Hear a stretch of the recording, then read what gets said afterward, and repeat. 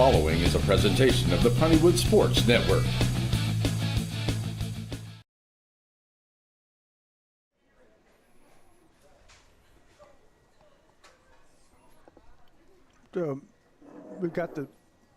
We got the theme. What theme? The rap song that we got about the football rap. I didn't see it in there. Is it there? Did somebody do a rap? Did thought Jay-Z do a rap? No, not Jay-Z. I don't know who. I don't see it, Wallington. I mean, I don't know what we're going to do. I don't know what we're going to do. It's time to get real, yo. It's talk football on the down low. Pizzeria, pizza bussin' for show. I'm so glad it's Tuesday night. Boom, boom, chicka boom. We're going to make another first down and goal. Take the ball across the line, goal. It's time for the Nick Brown show. Time for the Nick Brown show. Time for the Nick Brown show. No. No. Let's hear from Pizzeria. So many things get started at Pizzeria. You start your party off with a pizza from the Pizzeria. You get your celebration started. You get your season started. For a lot of us, our passion with pizza started at the Pizzeria, a tradition since 1960s. It's the Pizzeria just off the square in Center.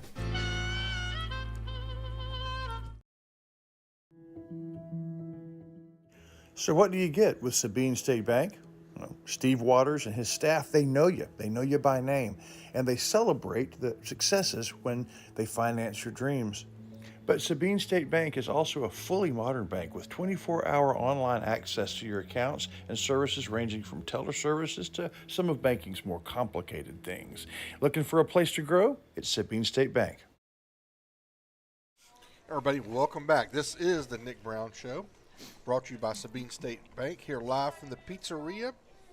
Call 598-7117, and then they'll have it ready to swing by and pick it up. Man, it's good stuff. Our pizza of the night, we continue to improve on the Coach Pizza, which started out as with the Meat Lovers Pizza. We Larry pierced it by putting some jalapenos on it, and tonight we added the stuffed crust. What do you think? I didn't think there was a way to improve upon the Meat Lovers Pizza, and it just keeps getting better. Right. Now, I will say that the work sticks from last week, that's a hit in my house now. Yeah, so, absolutely. Yeah. Got them work sticks. Get the work sticks. Yes. And you are coming off of an opening night win, which is the first of the season, and it's the first in the Nick Brown era.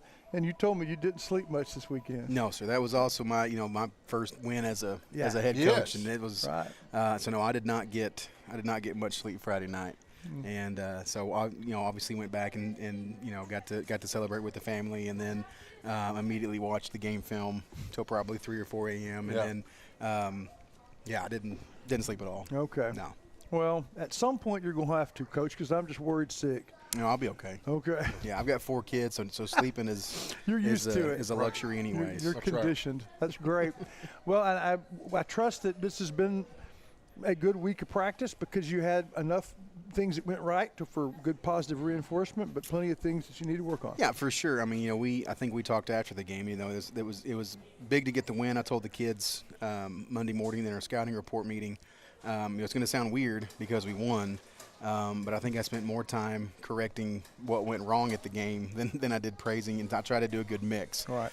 But yeah, we've had a very good last 2 days of practice, and the kids understand that that we tell the kids, like, hey, we put that win to bed Sunday evening. As soon as we show up Monday morning, it's on to the next opponent, because you don't want to have that hangover feeling where you're still celebrating one win and you end up getting beat the next week. Well, that's true. We've had a first really good Monday, Tuesday this week. Mm-hmm. Well, in the next segment, we'll get specific about some of those things that we both good and bad, but we're just glad that you are working us into your Tuesday nights here live from the Pizzeria. We thank Sabine State Bank for the whole evening and our coach talk, whether it be on Tuesday or Fridays or Tuesdays during basketball or baseball. It's always brought to you by JBA Financial. We'll hear from them and Pizzeria and a couple others. We'll be right back with more of the Coach Nick Brown Show. It's the Pizzeria. JBA Financial Services brings you Coach Talk. and there's a reason for that. John Black knows that when you're preparing for an important game, you need a plan, and they'd like to be a part of the details, the X's and O's of that plan. He's put together a good team, a coaching staff that would help you and your family get where they want to go. At JBA Financial Services, they're working to secure your family's future. The team at McAdams Propane is committed to fueling generations of East Texans, and the work Billy Bob and Lisa McAdams started is growing under Josh's leadership. What began in Center has grown into Livingston and Marshall, Henderson and Carthage. For propane, it's McAdams.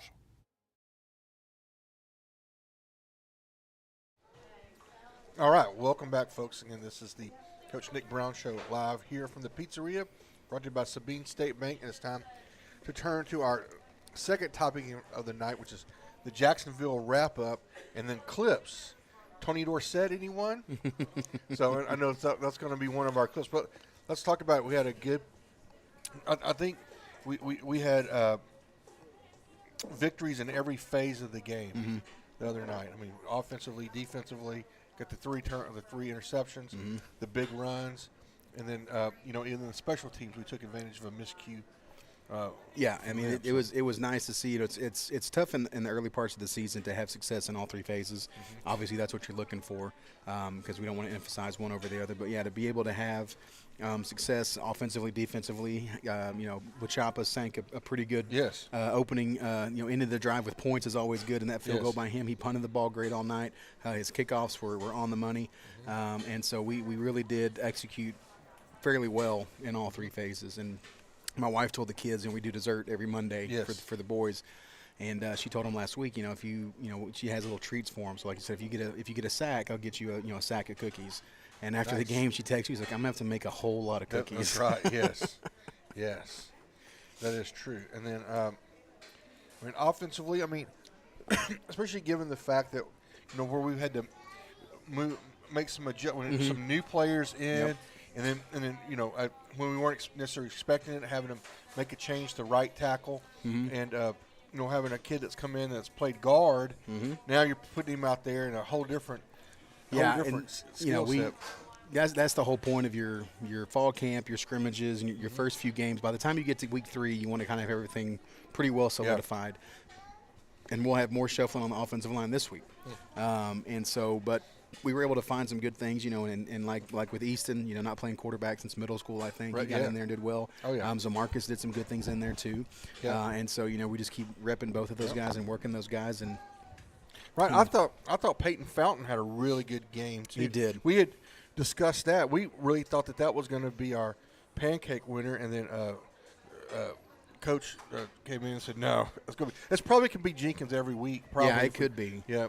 It's kind of like Patrick Mahomes. He's the NFL MVP, but you got to pick. You got to spread the wealth. Yeah. And so, no, I thought. We had a freshman that started playing every snap. Yes. And Adrian Acuna is his name. He did a great job. Yes. And because you always worry, it's a big enough thing when you have a kid who was on JV the previous season getting their first varsity snaps. But for a kid that was playing 8th grade football last year, and this year we actually had 2 freshmen get a lot of playing time Friday night, and they both did very well. So we'll shuffle up a couple of things on the offensive line this week and kind of solidify some things. I thought we ran the ball really well. Even you take away Bluford's 99-yard run, we still had over 200 yards rushing. Throwing the passing game, obviously we knew going into the year that was going to be something we really have to work on because it's a new system. They're changing things up, and you've got a new set of receivers. You've got anytime you lose a 1,000-yard receiver and a 2,000-yard passer, that's a pretty big chunk of your offense. And so, but I thought our offensive line answered the call. We had both running backs, Bluford and Villegas. I'm gonna have to help you guys with some pronunciation, by the way. Watching the live stream back, Villegas. You got to put the ye sound in there. Villegas, not Villegas. Yeah, it's Villegas. Villegas. With the Y, it makes the Y sound. Yes. Yeah, we'll get that right. Spanish one. Hey, look, at least we got it in the ballpark. Occasionally, we'll get a call from a grandma when we completely get it wrong. Oh yeah. Well, and then too, I threw y'all for a loop because we ordered a jersey for Blueford to be number one. Yes. And it came in today actually, and so he'll be he was one wearing from 30. now on? He'll be one from now on. There you go, Wallington. Yeah, and so we'll have that figured out. But no, both of those guys ran well, and I thought the little things like receivers blocking on screens and running the correct route. We didn't have any busts.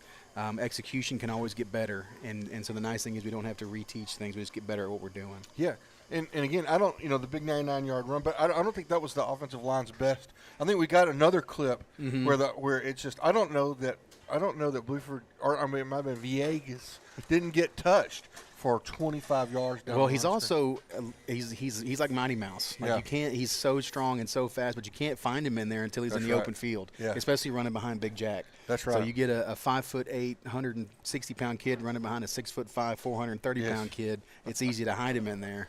That's right, exactly right. And again, I think we're only going to get better at that position with the right tackle. I mean, it's just hard. It's guard and right tackle. I mean, they're just completely different. Yeah. In a lot of the skill sets. I mean, what you have to do.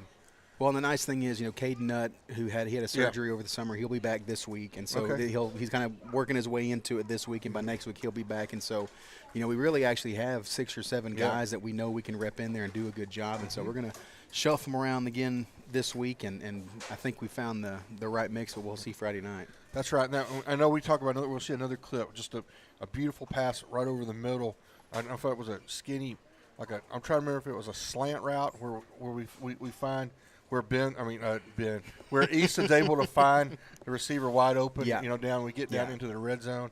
I think that might have been a third down even. I think that was a third down or a second and long. Yeah. But that was one of those. That's our 4 vertical plays, and so that's one of those situations where we're just telling that receiver, hey, read the safety. If he bails, you're going to sit in space, find grass, and that's something new for these kids. They're used to having in the new system. It's they're learning how we do things, and quarterbacks are picking up timing and footwork. So it's getting there. Yeah, and on the defensive side, I think the pressure defense. We definitely saw it work how it's supposed to. Yes, sir. Yeah, and again, even on that side, I was talking to Coach Hub this weekend, and there's a lot of times we hit the wrong gap or hit the wrong thing or didn't do the stunt correctly also, but with so many moving parts going so many different directions, they couldn't pick it up anyways. Right. But had a couple of big plays. But in a high pressure defense, they're going to have a couple of big plays. But we also had, I think, 6 turnovers. Yes. Or 8 turnovers between fumbles and interceptions. Yes. So that's good. And the big interceptions. I mean, those were early on in the in the game, and then we go down. And I gave our center a little bit of grief about not getting a good exchange on the and so that's what I told. We blamed Jamie, we blamed it on Easton. I know. Well, it was actually the left guard, and so when I should have just kept it comfortable there as early in the game, but I wanted to see it, and it was for the situation it was great. And Cody was so excited, he was so bummed when it fumbled, but we get in there, and really what happened was when we're in our gun formations, our line is as far back as they can legally be to give them more space between the defensive line. In that set, I said, hey, we're hugging the line of scrimmage. I want it to be questionable whether or not you're offsides or not. So that way, when the guard tries to pull, he's already in the backfield and doesn't have to take his drop step. It's just timing. And so we've run a lot of that formation during our run pod period this week. And so it should be better because I'm not getting away from it. I was extremely excited when I was too. Came out. I was so bummed. That's all right. We'll get it working. All right. So again, we talk about all 3 phases. I think most of the clips that you sent me this week are they're all offensive. I think. So we're going to start with the first one is going to be the aforementioned Tony Dorsett. So those of you that are not of the appropriate age, there used to be a running back for the Dallas Cowboys named Tony Dorsett from the University of Pittsburgh, and he went 99. Just about this distance, and actually the place looked very similar in my opinion. Yeah. So this was our wide zone, outside zone, whatever you want to call it, play, and it was actually blocked really poorly. And luckily, Jeremy is just a super good athlete and is able to make us look really good. Well, but the wide receivers Man, the yeah, blocking downfield was blocking, and that was something that we really emphasize. I tell Yeah. our kids, like, if you don't block, then we don't get you the rock. Yeah. And so they've really taken to that. And so, that was a backside receiver. Yes. Was all the way on the other side of the field, top of the numbers, and he runs all the way across Yeah. the field to get in the way and spring it for the touchdown. Because I'm pretty sure that last 40 yards, I don't know if he had any oxygen left. No, I don't It think looked- if it had to go 102, I don't know No. if it would have made it. But, we did. I mean, you're right. We didn't get that one blocked up really well. But at other times we did get that Y zone blocked up pretty well. And that was running to Big Jack's, playing that tackle spot. He does a great job that's what I told him today. I said, it's not natural or physically doesn't seem possible for someone that big to be able to move that Yes, well. that's right. And he just does. Yeah, he does. All right, so let's have a look at it here. And so we see, we just got in goal line stand. Yeah.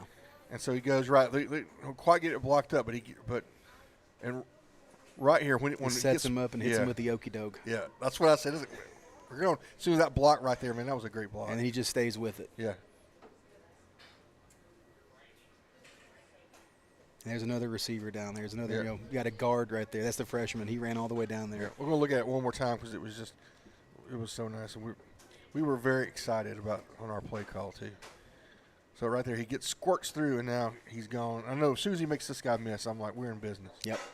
He's just so good in the open field. His vision, he's just one of those guys that you want to get him the ball in space. And here we go. That was a long way. It's a long run. All right, so now we're going to go to our second play. We'll pull it up here, and again, I think this is another run, isn't it? No, this is the pass play. This was a nice.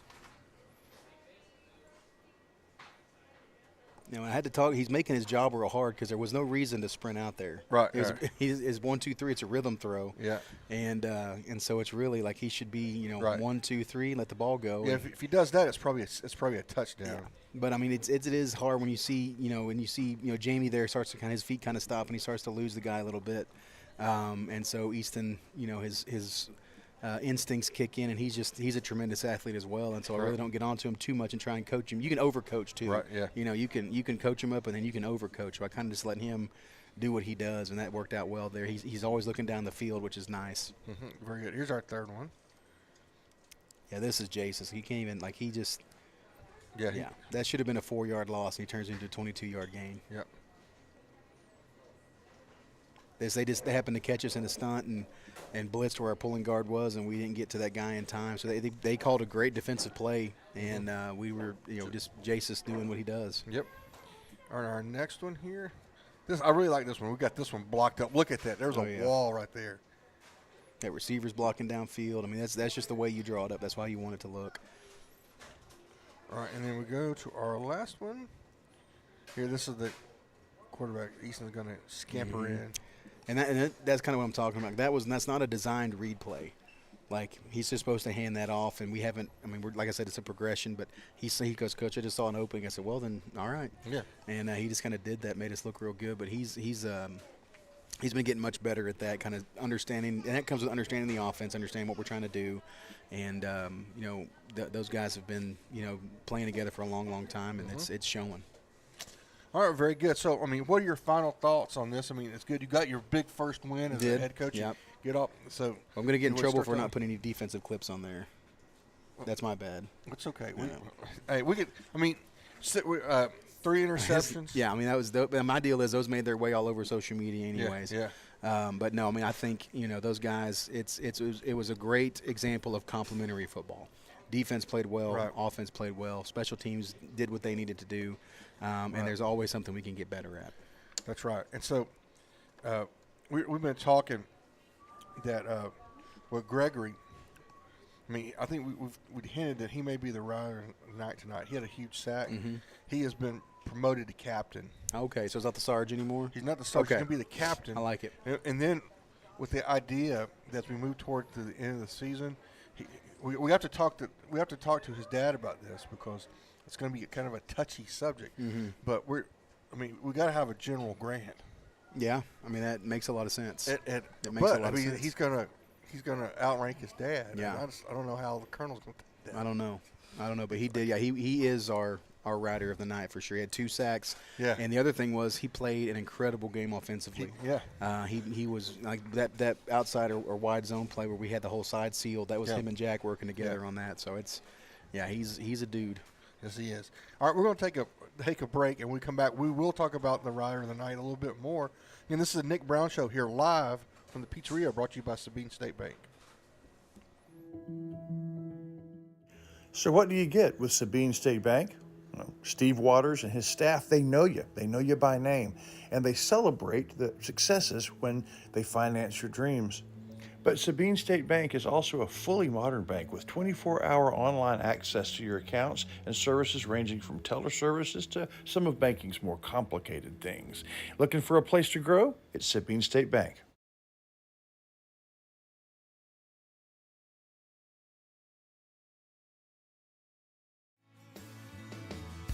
Sandy Cox State Farm Insurance in Center has the agents to take care of all your insurance needs.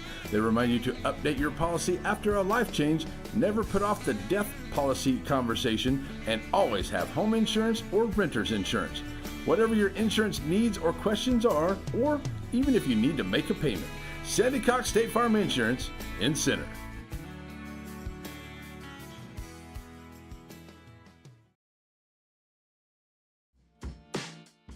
You know that Center Glass can fix your cracked windshield. But for the experts at Center Glass, fixing a windshield is just the beginning. Center Glass can also renovate your bathroom, turn your fixtures and shower into something entirely new and unique to your home.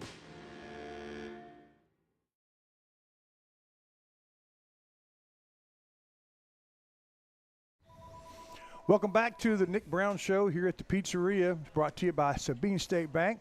Our sponsor of the night is Center Glass. They are a part of every pregame show all year long. If it's a Rough Rider game, if it's a Piney Woods game, I mean, every theme that we do is we're getting you ready for the game. Center Glass is a part of that, and we're concentrating on them.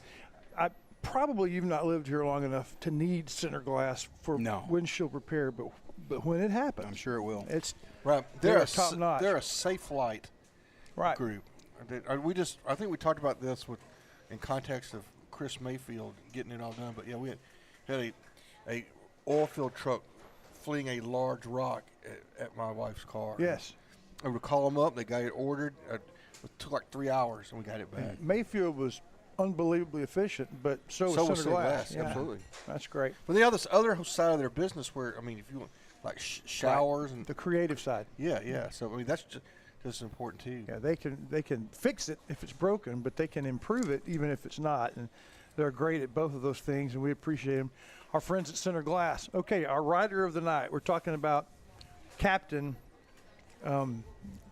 Grant Gregory. And I think when he just becomes General Grant, which he needs to be, we can also promote the Colonel to Supreme Commander. He can be Supreme Allied Commander Matt Gregory. Yeah, that's perfect. We just can't have him on his color. That's right. That's right. He needs to command from behind the camera, yeah. And he will do that. So why is but you had a 100-yard touchdown, 3 interception game, and Grant Gregory is your rider of the night. So those guys, the guys that score the touchdowns, the guys that make the picks, those guys are always the one that everybody sees. Right. Nobody sees what a defensive lineman does. Nobody sees what a tight end does. And maybe it's just being an old O-line guy. I want to make sure when those guys have a game like that. I mean, he played like a grown man. Had 2 sacks. I think he had 5 total pressures, hurrying the quarterback out of the pocket. I mean, just absolutely whipping that guy across from every play. And then offensively, he was a two-way guy for us. Did the same thing offensively. And we could run right behind him all night long. Yep. I think he just absolutely killed any idea that they might run a 2-minute drill. I mean, right at the end of the half, he just killed it. I mean, he's so fast off the ball, and he's so strong, and he's really gotten good at, hitting his aiming points, and really was a big emphasis of this defense is hitting your aiming points on the O-lineman's hip and not necessarily trying to get tied up with the guy. And he just, if he gets his arms around you, you're not getting away from him. And so that's, those skill guys will get a lot of accolades, and we're very proud of Decaden Cooks who coming in and getting those picks like that, picking up the defense like he has, and even offensively he had a great game as well. But I think it's Grant's a senior, and he's playing a grown man's position on both sides of the ball, and so I think it's okay that he's that guy because he was consistent the whole night. He graded out very well both offensively and defensively, and creating those pressures is what creates those interceptions because the quarterback throws the ball away too fast and doesn't get a chance to go through his reads, and a lot of that defensive success on the back end comes from those front guys doing what they're supposed to do. So I know that he is a physical presence, physically talented, in great shape and strong. But it seems to me that the difference maker factor in his game is the game he thinks. Mm-hmm. He's really football smart. He's very football savvy, and it helps out because he understands the game. So he understands situational football. It probably helps that his dad was a coach and knows ball and all that, and played football, all that kind of stuff. And so, but you can tell same thing with Decaden. He was in the right spot because he knows the situation. He knows how to read routes and read quarterbacks' eyes and shoulders, and can tell the difference between if the quarterback's going to throw shallow or based on the shoulder, throw deep, all those things. And that's one thing we're very blessed with here is our kids. A lot of places you hear coaches talk, it's like they don't.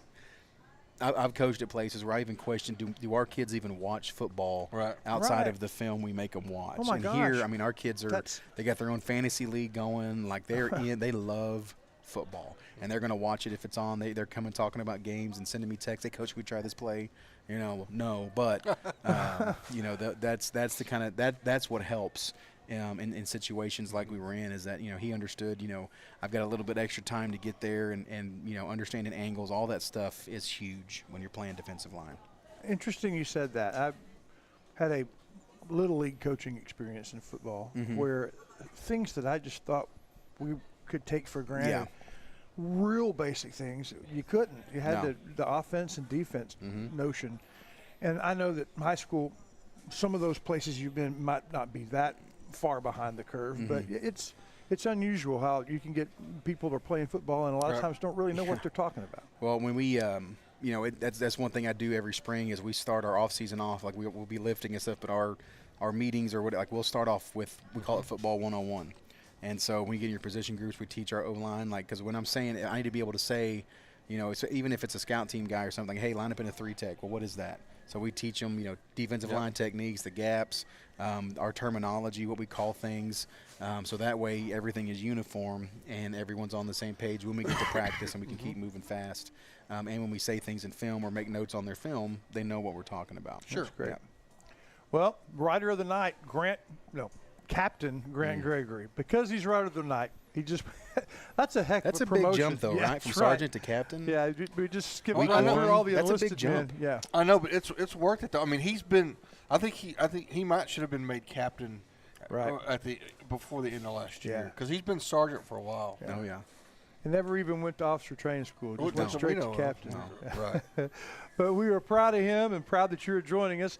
When we come back, we'll talk a little bit about the other fall sports going on and an update from our partner, Larry Pierce, about the Pineywood sports that he covered and will cover coming up this weekend. It's all here on the Coach Show from Pizzeria, brought to you by Sabine State Bank. He's Nick Brown. So what do you get with Sabine State Bank? Steve Waters and his staff, they know you. They know you by name. And they celebrate the successes when they finance your dreams. But Sabine State Bank is also a fully modern bank with 24-hour online access to your accounts and services ranging from teller services to some of banking's more complicated things. Looking for a place to grow? It's Sabine State Bank.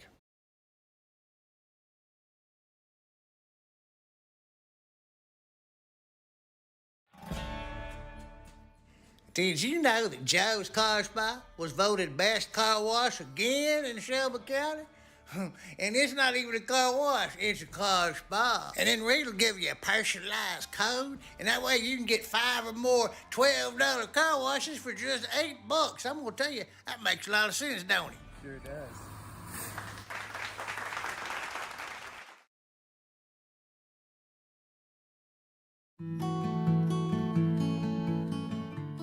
One of the things that Scott Watson was passionate about was staying up to date. He wanted his facility to be comfortable, but not comfortable like you remembered it growing up. From the lobby to the spacious and modern chapel, Watson & Sons never stops getting better. The Watsons, their family serving yours.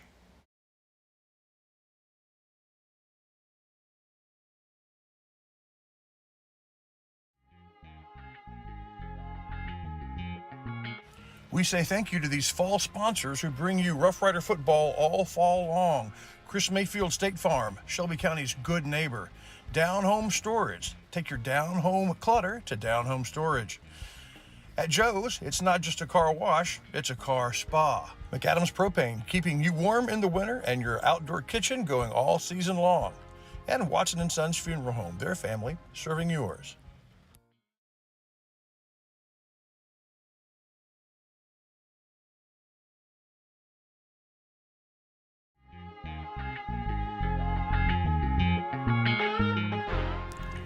You're watching the Coach Nick Brown Show, live from the pizzeria. The coach is in the house.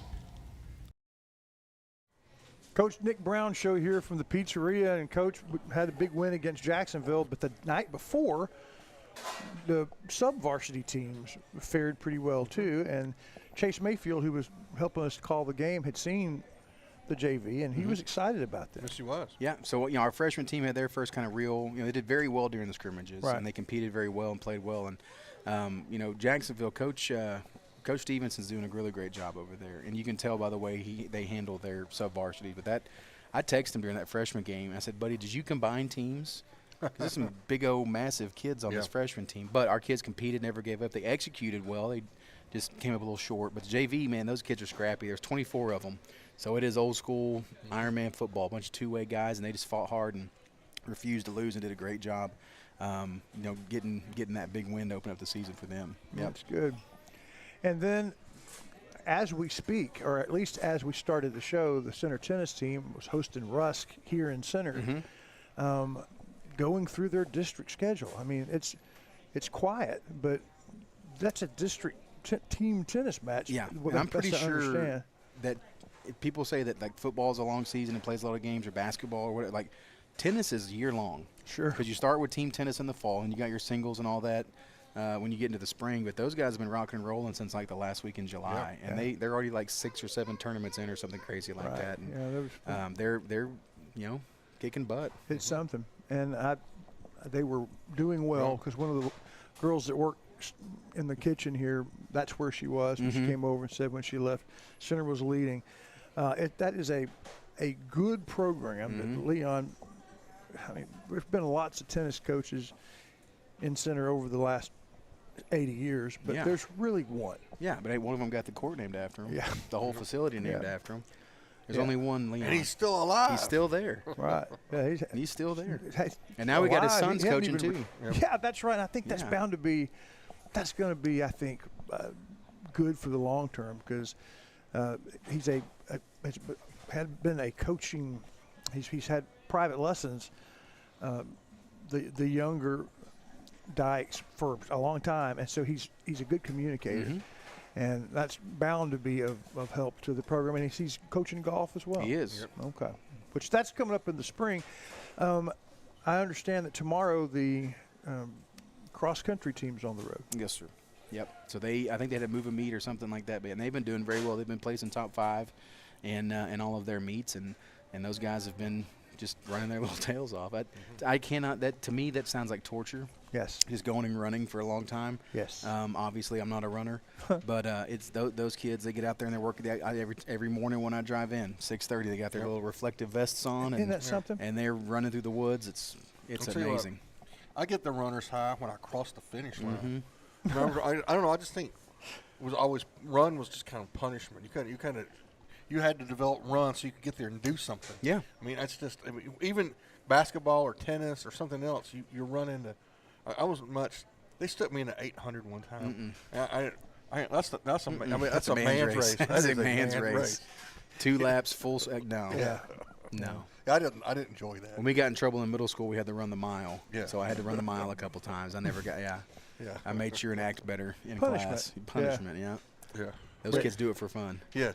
Nobody ever punishes you when you're little. You go out and play basketball. Exactly. Yeah. That's right. Well, anyway, They are impressive, and we wish them luck as they continue what about through their fall. volleyball? But yeah, volleyball. So volleyball is kicking. Like they played in a tournament this past weekend in Hawkins, I believe. Picked up 4 wins, went 2-1 the first 2 days, and it ended up playing in the gold bracket. Right. And ended up in the top 10 of the whole tournament. Had one of our players, Michaela, she was selected to the all-tournament team. So Great. Coach Hall's got them rocking and rolling. Well, we'd like to meet Coach Hall. So. She may be my guest next week. Oh, good. Of course, Tuesday. That's tough. Well, it's tough to have. Yeah, she can remote it in or something. Maybe yeah. so. No. Yeah, we'll fly her in.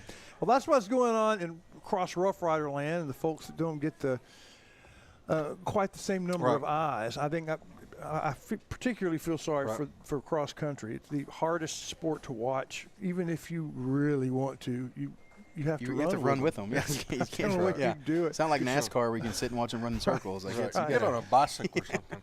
So that's our report there. But our bud Larry Pierce has been busy. He met with the linemen of the pancake blockers of several teams on Saturday morning, and he is at our first Piney Woods volleyball game right now. But he recorded a little something for us for the Piney Woods update. I just got a text, from Coach Hall. They won tonight. Hey, Nice. Sweet 3-0. Excellent. Sweet. All right, so here's Larry Pierce with his Piney Woods update.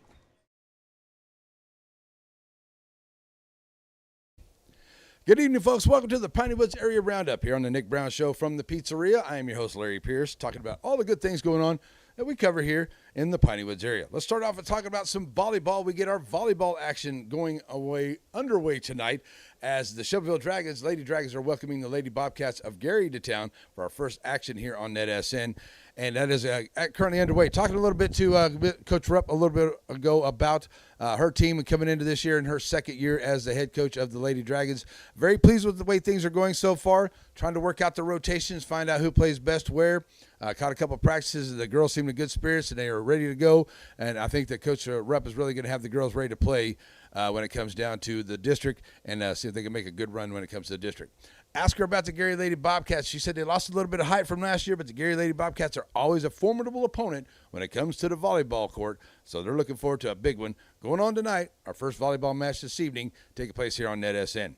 Coming up next week, we get to go to Center Lady Rough Riders with a new head coach there as well. I'm going to be spending the next couple of mornings because they practice early over there. Spending the next couple of mornings over there with the coach and the girls, getting to know them before next Tuesday when they have a very good opponent. That's the Lady Wolves of San Augustine coming to town. They have a new coach back in there. That is Mrs. Coach Barnes. She's been there before, and this team was really on the rise last year. So I know she's a very good coach and knows what she's talking about over there. She's going to have that team ready to go against a very good team from Center who was building last year. And they have a new coach, and Coach Brown has said nothing but really good things about the new coach for Center. So looking forward to that one next Tuesday evening here on NETSN. The following week, Center and Timpson at Timpson. That should be a good one as well, as the Lady Bears always play very good on the volleyball court. That's a little bit of a look at what we have going on for volleyball. We're going to take a quick break, and we'll come back and get you ready with some football news. That's on the way. Your Piney Woods Area Roundup here on NETSN. Sandy Cox State Farm Insurance in Center has the agents to take care of all your insurance needs. They remind you to update your policy after a life change, never put off the death policy conversation, and always have home insurance or renter's insurance. Whatever your insurance needs or questions are, or even if you need to make a payment, Sandy Cox State Farm Insurance in Center.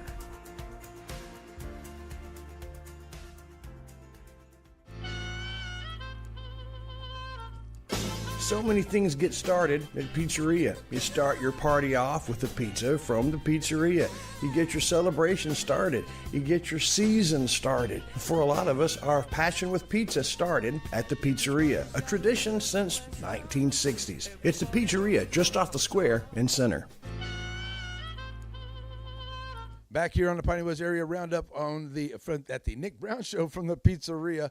And let's talk a little bit about football from last week. Let's go over some of the scores here. Elysian Fields, they looking really good this year. Knew they were going to be good coming in, and they took care of Tennehaw 41-0 on Friday evening. And I tell you, Coach Birdsong and the Tennehaw squad over there putting some pieces together, new things in new places over there. Took out a very tough Elysian Fields squad. came up short 41-0 in that one. Wascom and Garrison, that was a good game. They were keeping up with it while we were in Beckville.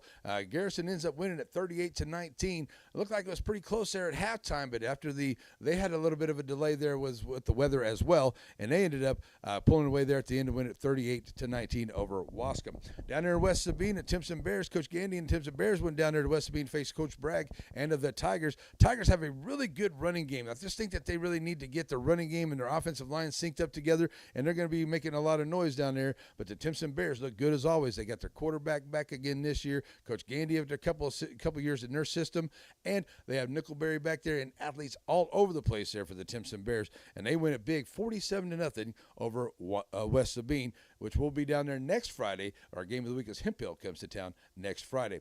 Kuntz, speaking of Hemp Hill, Kuntz Lions go to Hemp Hill and knock off Hemp Hill 42-0 in their home opener down there. I said Hemp Hill and West Sabine next Friday night here on NETSN as your game of the week. On Thursday of next week, we'll have Joaquin at Tennehaw.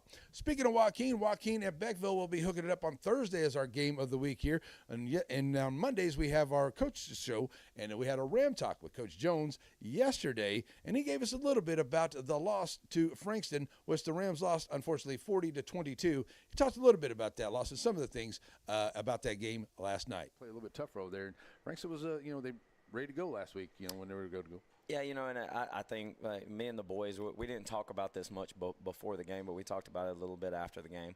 The Frankston Indians last year were as good of a football team as anybody in 2A, and that kind of went overlooked a little bit in the rankings, and it kind of surprised me too, because you're talking about a 2A high school that won the regional championship in track and field. I've done it once, and I can tell you, in order to do that, you have to have really, really not just one special athlete. You have to have several special athletes. Right. And they had multiple relays go to the state championship.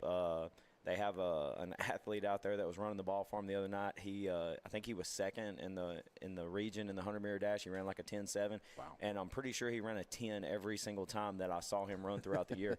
And he's got good size on him. And then I find out that one of their receivers, he's got offers from Texas Tech and North Texas. So the Frankston Indians have a really good football team, and Coach Gould, I know him pretty well. And he had told me that, they got 16 of them. This is the biggest class that he's ever had when he was at Alto or there. And he's expecting them to be really good. And, going in, all of these things. So you kind of have an idea of what you're going up against. But, I believe in my boys as much as I believe in anybody. And it really just came down to we didn't do enough things right to win. Are they a great football team? Yes, they are. Are we a great football team? Yes, we are.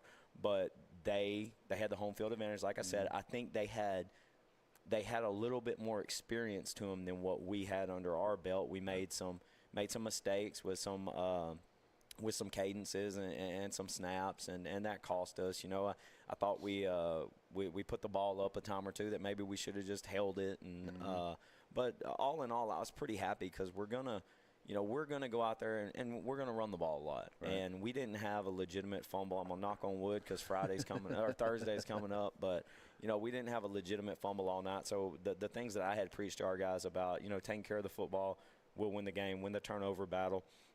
They were just able to, because of our own mistakes, put us in some binds where we had to put a ball up in the air, and it didn't turn out our way.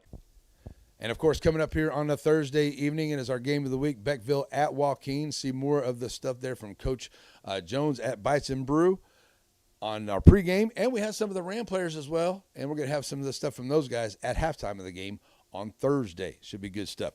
All right, moving into the games that we did cover, let's start off on Friday evening. It was Troop at Shelbyville, and Troop Tigers, they look really, really good, folks. I tell you, this 3A number 7 squad, they're probably going to move up after the game they put on there against the Dragons. 56-14, the final score. Troop comes in, they had a good running game. They played the game really well. They won in all facets of the game there. They were just a really good squad, and they beat the Shelbyville Dragons 56-14. Shelbyville Dragons, though, did have a couple of great times, a couple of scores there in that ball game. They made it closer. It was really in that first quarter and made it 7-7, or stayed at 7-6, I should say, on this little 3-yard run here by RW3. RW3, once again, going to have it. Follow this line through right up under Tucker Stovall in the middle, and it's a touchdown, Dragons. And then later in the game, it was a great pitch and catch late in the game. It was a great pitch and catch here from Gavin McDonald, finding Hunter Harvey in the back of the end zone to make it 56-14. That was the final score there, Troop, at Shelbyville. Harvey. Got him open on that far side. A little pitch and catch here. Can Harvey run up? Nice job there for the Dragons. And Thursday evening, going back a day, we were in Beckville. St. Augustine at Beckville. Knew this was going to be a good game coming in. St. Augustine looking for a great season here this year. New coaches and different things in place. They had some different things they did there in the off season. Did really good things. And Coach Barnes ready to go down there to Beckville. Knew it was going to be hard to go to Coach Ross's house and try to beat the Beckville Bearcats. We got about 6.5 minutes to go in the first quarter, and then the next thing you know, the heavens opened up. So we're down and about until everybody's delayed. Is it canceled? Is it delayed? We were at all this, and I'm in touch with Coach Barnes because I'm texting back and forth to him, and he's just saying, we're going to come back out there. We're going to come back out. And sure enough, about 9:05, they bring the teams back out.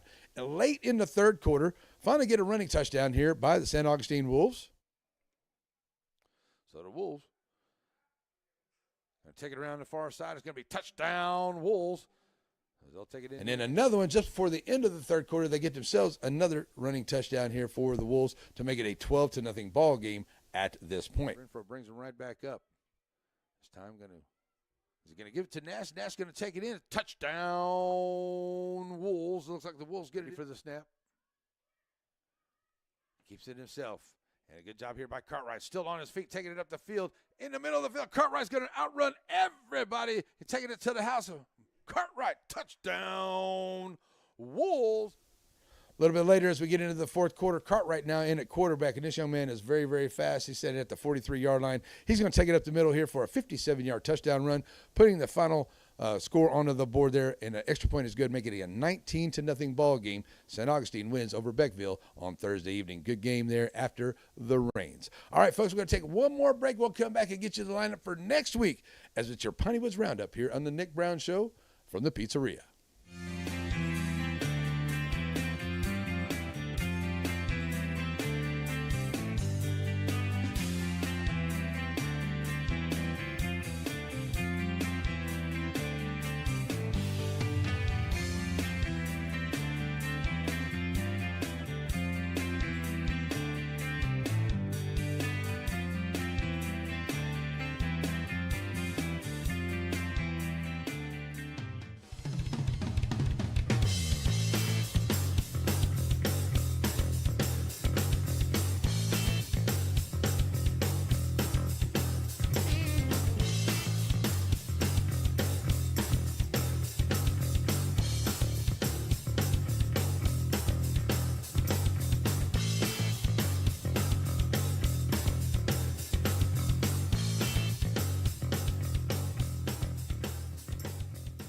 Back here and give you one little segment here and just give you the lineup of all the games going on. Of course, I said next week we're looking at Center and St. Augustine as far as volleyball goes. But next Thursday and Friday, here are the lineups. It's going to be a good one down there in St. Augustine. Palestine Westwood is going to be taking on the St. Augustine Wolves, and St. Augustine Wolves better be ready for a very solid squad coming to town. Shelbyville, they're headed to New Boston. Garrison is on their way to ARP. Wascom at Hemp Hill. Tenaha at West Sabine. Timpson at Lovelady. And our game of the week, Beckville at Joaquin. 7:30 from the Pasture Ram Stadium in Joaquin here on NETSN. All right, folks, that's going to do it for me. Let's get back to the Nick Brown Show here at the Pizzeria. Hope everyone has an awesome, blessed, wonderful night. And remember, if hate can go viral, so can love. Peace and love, everybody. We're out. Bye-bye.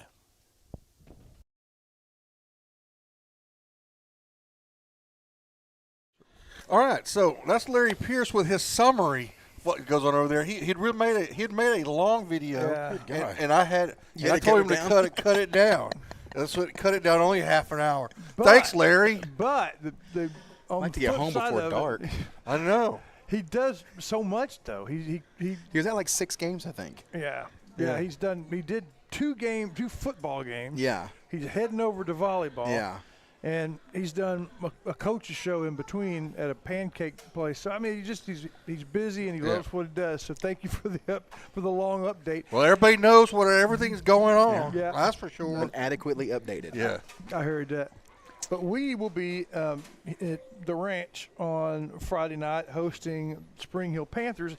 Interestingly, they are in the district next door to us. When our first round playoff game by district. could theoretically be a rematch of this. It could be, yeah. And you run into that sometimes. That's what's difficult. I'm finding out because realignment is this year and getting to looking at scheduling teams and trying to keep some of the guys on the schedule and trying to change some out. Obviously, got to keep the North DeSoto game because of that Texas versus Louisiana thing. I've got that one locked in. But Spring Hill's a great opponent. Right. They're very well coached. But yeah, it's one of those things where you have a hard time because you're either going to play a 5A like Jacksonville or you're going to play a 3A. Which helps, but that's hard for your sub-varsities because they don't have the amount of kids that we do. So it's definitely interesting for sure. That's right. By the way, it's the Sabine River Showdown. Copyright Stephen Shires. Sabine River Showdown. Okay. Yeah. I'm learning these things. I got learned this week. Yeah. I forgot you copyrighted. Yeah. Did you file the paperwork for that, or are you just claiming it? I'm a lawyer, man. I claim bankruptcy. It's a common law copyright. That's right. No, it's for sale. Yeah. We're gonna to the highest bidder. Yeah, it's been declared. We got the Red River Shootout. Yeah. You got all these. So we have the Sabine Showdown. I like it.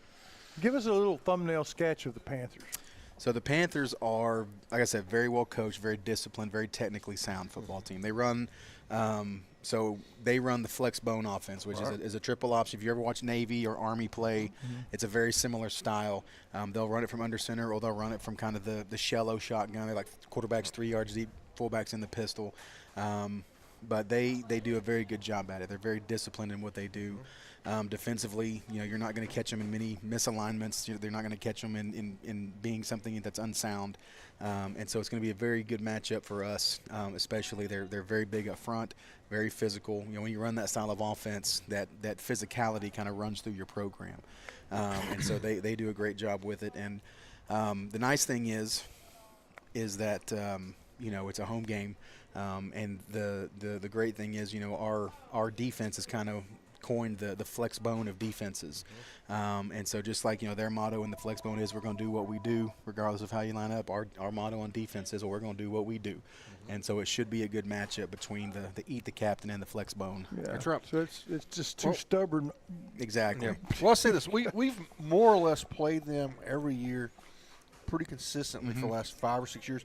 And we've watched them systematically, not individual players, but just as a program, get better and better. Yeah, and Coach better Jocelyn does a great job. I got a chance to speak with him the last couple of weeks, planning out sub-varsities and stuff like that. And when I was in my first coaching job, I was at Diamond Hill Jarvis, and we've talked about that. Well, with those kids, I think my fastest kid ran a 4.9, and that was the fastest kid on the field I had. Yeah.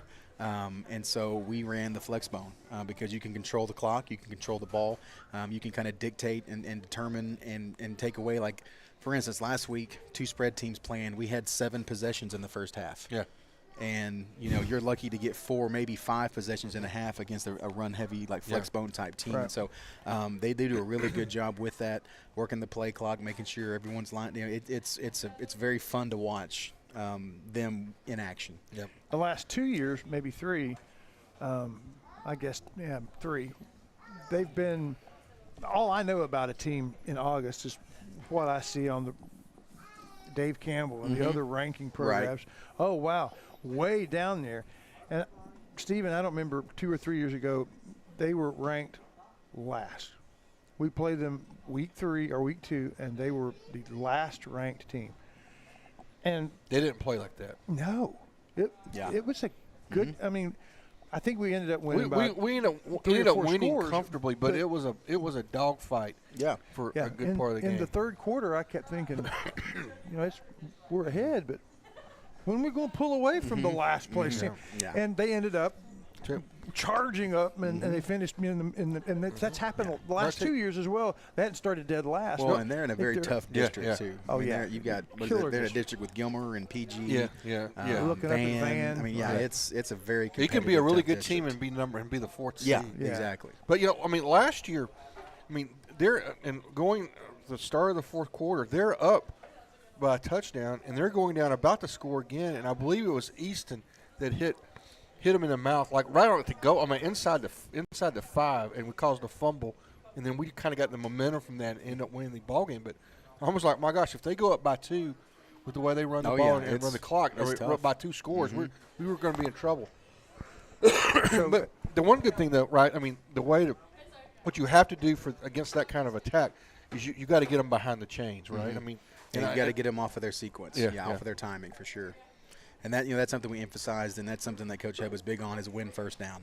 A lot of teams they overemphasize third down, which it may work for them, but for us, it's if you can keep them behind the chains and off of their schedule, because if you're a flex bone guy, you've got an if-then sheet. Like all their guys in the press box, I'd put money on it. Have a sheet sitting in front of them that says if this, then we do this. Like if this guy's doing this, and we're going to call this play. And so, but they're also on a schedule. So 2nd and 5 versus 2nd and 7, and they're it's one of those things where if you can keep them off schedule, you can really have some success and get them out of their game and get them off of their comfort level. Yeah. They're not good at 3rd and 8.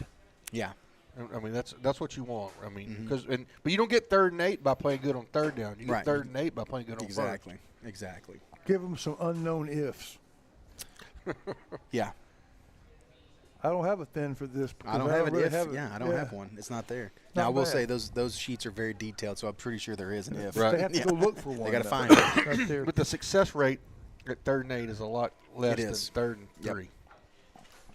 Anyway, I'm looking forward to it because I really believe that our style of defense is, I mean, that's what its job is. Absolutely. Is to not let them matriculate down the field and have a 7-minute drive. Right, and two, the whole offense is predicated on reads and pre-snap alignments, and who do I leave alone and who do I go block? Well, there's two guys coming through the game, the same gap. Well, it's hard to figure out which one I leave alone and which one I'm supposed to block, and so it should be a fun game. Yeah, definitely. Like I said, I mean, we've just seen every year incremental improvements in how they and how they execute that system. Right. Yep. I'm kind of proud of them. Overlooked, underrated team, but they're coming to see us, the Panthers, on this Friday night for our home opener at Center Rough Rider Stadium at the Ranch. Hope that you'll be there.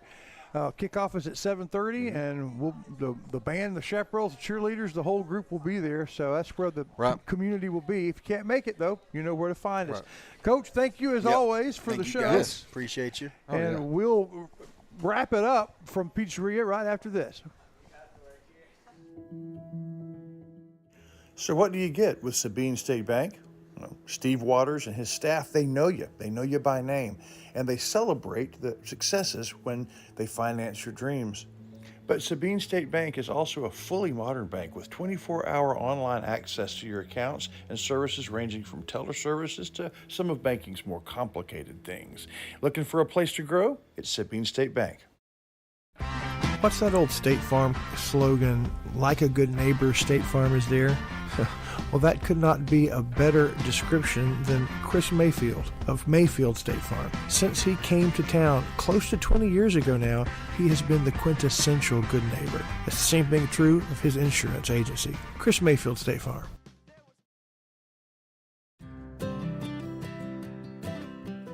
Hey, if you're like me, lots of stuff is collected off up at your homestead. Call it down-home clutter.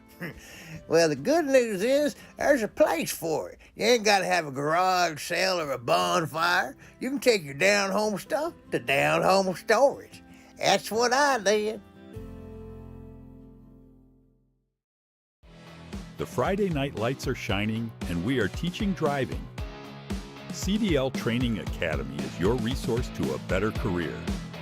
Come and get trained and get tested right here in Henderson, Texas. CDL Training Academy.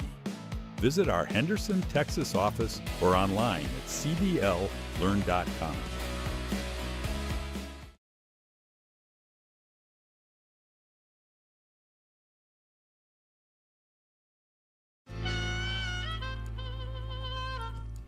So many things get started at Pizzeria. You start your party off with a pizza from the pizzeria. You get your celebration started. You get your season started. For a lot of us, our passion with pizza started at the pizzeria, a tradition since 1960s. It's the Pizzeria just off the square in Center.